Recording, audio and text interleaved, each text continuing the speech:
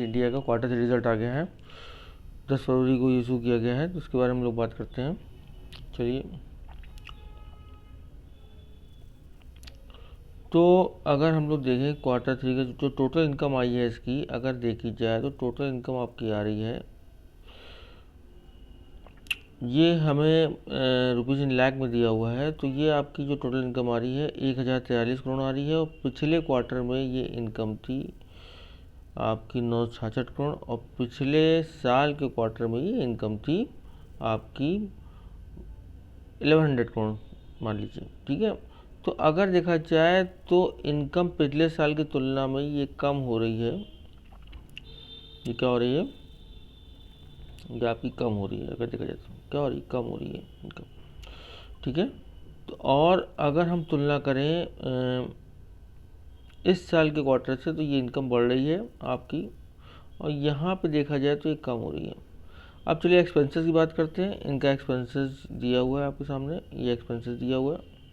तो एक्सपेंसेस जो था आपका इस साल का जो क्वार्टर में एक्सपेंसेस आया है वो लमसम 1000 करोड़ का है, और पिछली बार 993 करोड़ का एक्सपेंसेस था, और उसके पिछले साल के क्वार्टर में अगर देखा जाए तो पिछले क्वार्टर में 993 करोड़ था, पिछले साल के क्वार्टर में अगर देखा जाए तो उसी टाइम दिसंबर में 2021 में इनका एक्सपेंसिव भी लमसम 1000 करोड़ के आसपास था।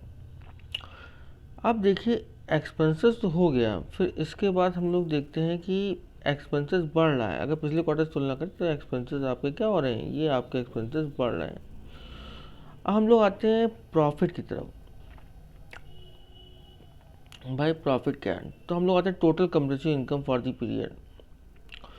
तो पिछले साल तो total compressive income for the period जो थी वो आपकी माइनस में थी, लेकिन इस साल जो है प्लस में आ रही है।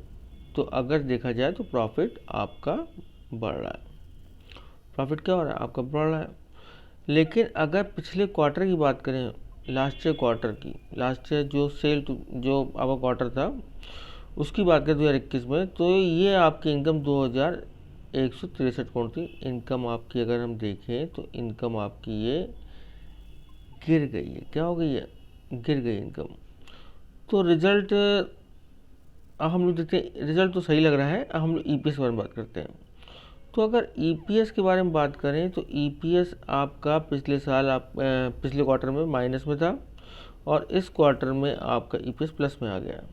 तो देखा जाए तो क्वार्टर टू क्वार्टर तो ईपीएस आपका जो है ये बढ़ रहा है, लेकिन पिछले साल तुलना करेंगे तो ईपीएस आपका घट रहा है।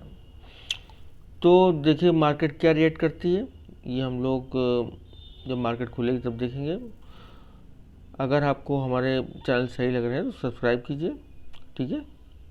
धन्यवाद।